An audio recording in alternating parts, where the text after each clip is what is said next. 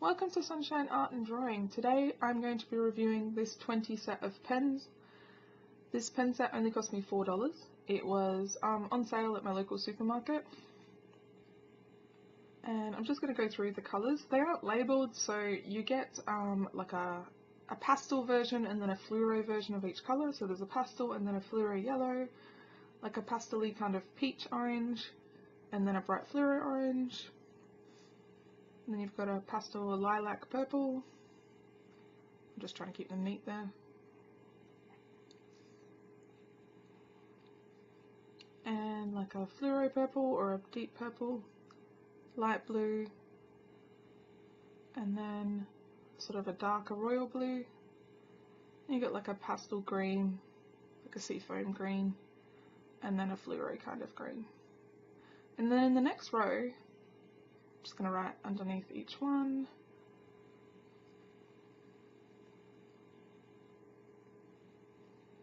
Just labelling each one of the colours. I always like to swatch new art products. It's the best idea, just so you can see how they work. That's just a close-up of the pens and how they look. And next I'm going to go through the glitter row. Now, it's a glitter silver, which is quite beautiful. I wasn't sure what colour that was when I looked in it. It looked like grey, but I realised the whole back row is all glitter. Then you've got gold, copper, bronze, pink, and a red. And then you've got your purple, a navy blue, a dark green, and then a black. And all of these have glitter in them. So I'm just going to bring the page up a little closer so you can see, and see if I can catch the light on some of the glitter. It's really, really fine, like a mica kind of glitter, so it comes through really easily, and they're really, really easy to write with, as well as to draw or colour.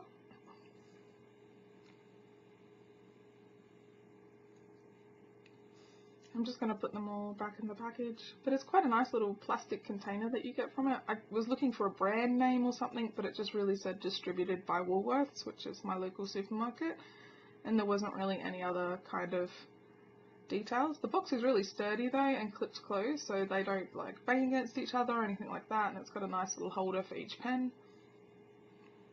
So I'm just going to pop them all back in there.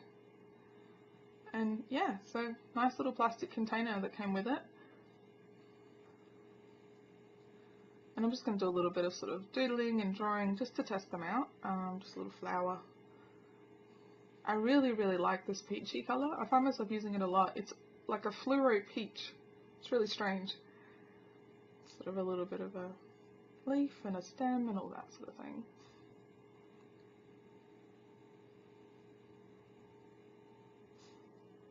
And I found because it's gel ink, it is really smooth to draw with. So you could use them to draw some sort of like design or little flowers or something like that. And they draw really well, they colour really well. It doesn't pull up the paper or make it too wet when you try to colour in a large section. It just seems to glide on really, really neatly and tidily. And because it's a gel sort of pen nib, it's really precise and detailed. I would assume these are probably the little 0.5mm or something sort of normal like that. And I really, really like the glitter pens. I find them really beautiful. Like, it's really subtle glitter. When you're close up you can see it really well, but when you're sort of more further away it's like just a plain one. And I'm just making some fake signatures because I was joking about you could sign your mortgage documents with these, because it's not entirely noticeable that it's a glitter pen until you use it. So you could walk around signing your legal documents in glitter. That would be fun. I'm just going to pop all these back in. As you can tell, I like to keep things neat and tidy. I was just showing a different set of pens. They're the same brand, I guess. Well, they've got the same label on them, distributed by Woolworths. And I was drawing with them. They're quite beautiful and fluoro coloured, but they rip through the paper. These don't, which I found really, really good.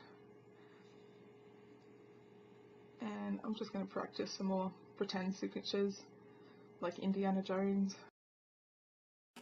And to show you how the pens work, I just wanted to use this Doctor Who Travels in Time colouring in book. I got this from Big W, which is like a department store in Australia. Just showing you some of the ones I've already done. I did some coloured pencil and some with paint, and it went really well. I did go a bit on the other side. And the way this book works is that the picture is on the front, and then the back describes the picture and what episode it's inspired from. So if you want to know the true colours, you can look up that episode if it's not in black and white and find out what colours things should be. Because it's kind of like a tank and just the Doctor on top of it with his guitar, which I thought was quite cool. I didn't think I needed to look up what colour it was going to be. I just thought I would do it a bit random because of the patterns. So I'm just going to start with the little peachy pink colour, and I'm just going to speed this up, otherwise it'll take forever because I think I spent a good hour and a half doing this one. And yeah, so what I did in this little first part of the pattern is I just sort of tested out what it looks like. So I did some outlining, coloured in some of the different sections, and kind of decided what I wanted to do. So you will see me kind of go over this area a few times just to kind of test out what I wanted to do, that sort of thing.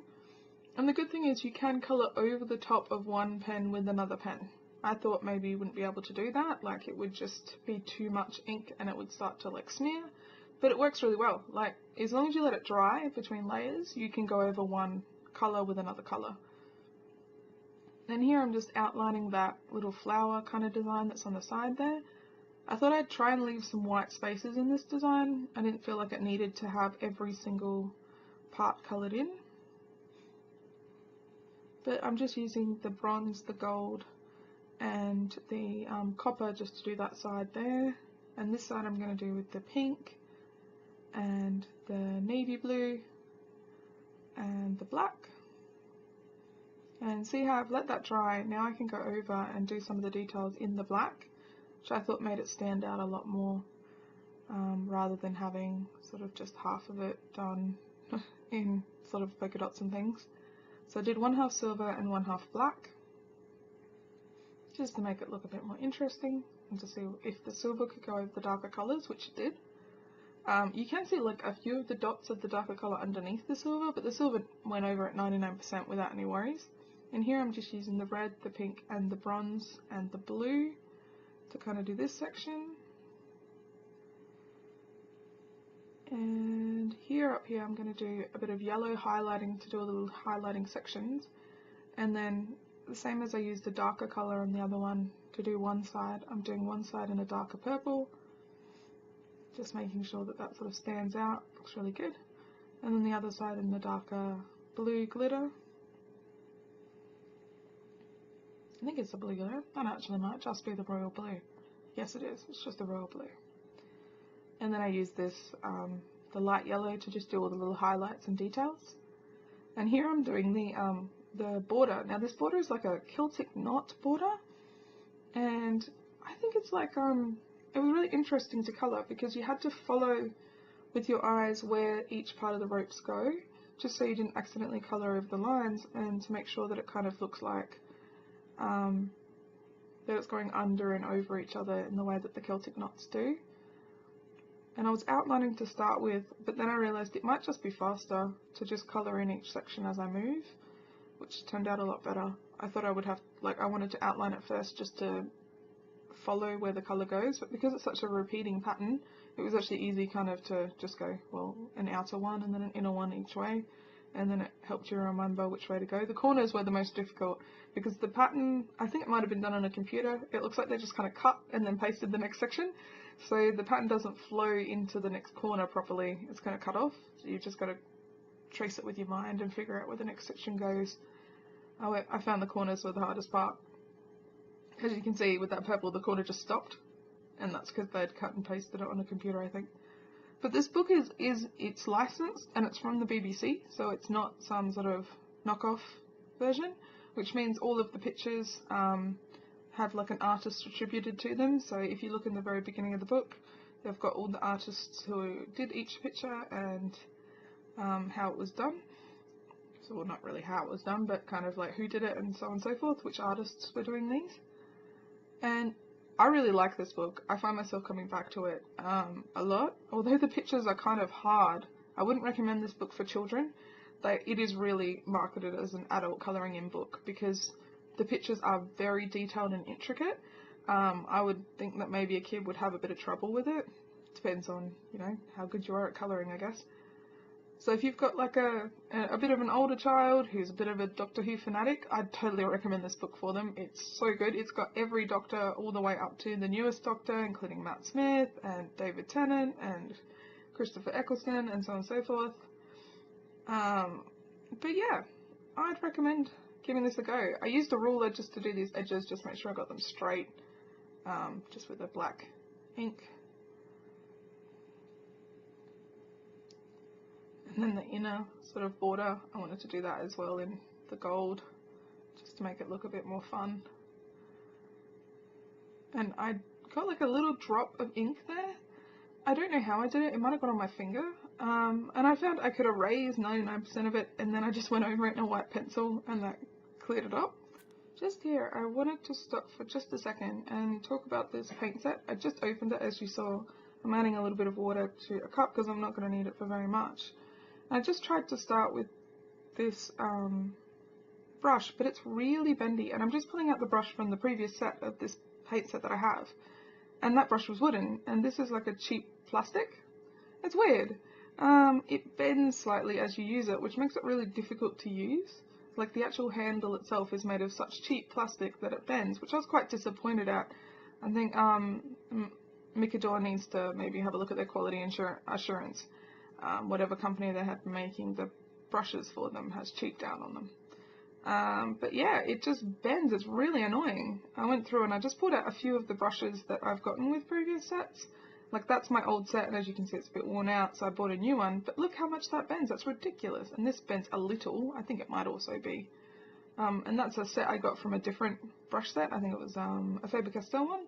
And that was wooden as well, and that's fine. So I swapped over and started using the decent brush because I couldn't handle it bending in my hand every 5 seconds when I was trying to paint. And I'm just going to use a little bit of watercolour in these sections. It speeds it up a little bit and also adds kind of a pastel-y colour to it, which I thought suited the design that I was doing. I'm just going to do that right to the edge here because I went over a little bit, it doesn't really matter. But yeah, as you can see, I used a little piece of scrap paper. That stops it from getting on your other pages, as well as allows you to get right to the edge without worrying about it leaking. So after I completed that part, I got like a larger brush and I did green for the tank. I wasn't going to colour the entire tank in with pen, that would have taken forever and probably used up the entire pen. So I thought if I did sort of a green wash over the tank, it kind of allows it to look like it's in the background, because really the most important part of it is the Doctor with his guitar. And this paper takes the paint pretty well. I thought I was quite pleased with that.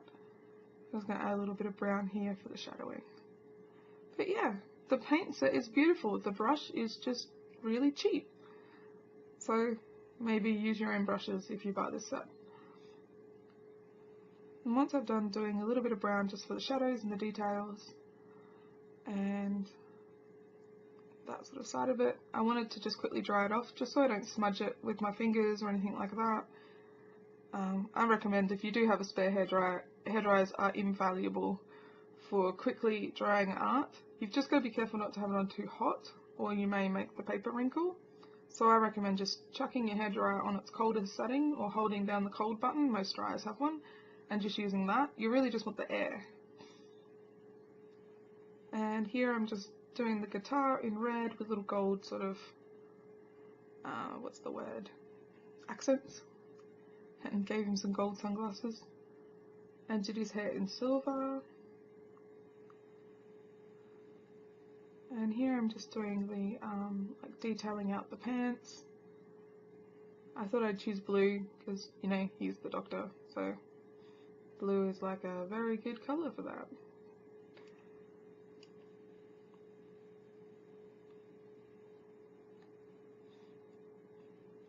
And once I finished all these little details, I took out the watercolour again and I did a wash in the background, just to kind of give a bit of a shadow behind him, as well as to make him come forward in the picture and stand out. Sort of a bit difficult here. He's wearing a hoodie and then a jacket, which I thought was really strange to colour in. So I did the hoodie black and then did the rest of his scarf blue and then the shirt underneath green. I probably should zoom in for this, but my camera's not that good. And I just grabbed a watercolour pencil in like a flesh tone just to do his skin, because there was no way I was going to do his skin in any of the pen colours. It would look ridiculous.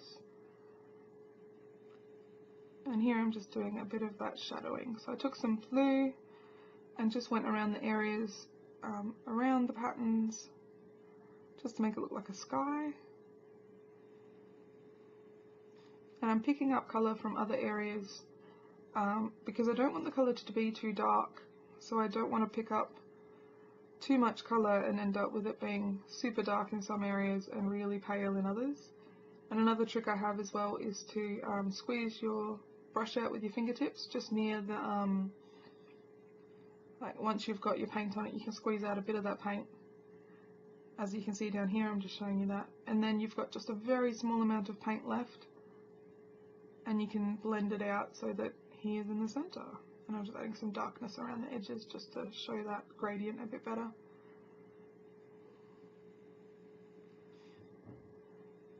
And we're nearly coming to the end here. Once I completed all of that, I did take some green and just wash in this little section here just to add a bit more where there were large white sections.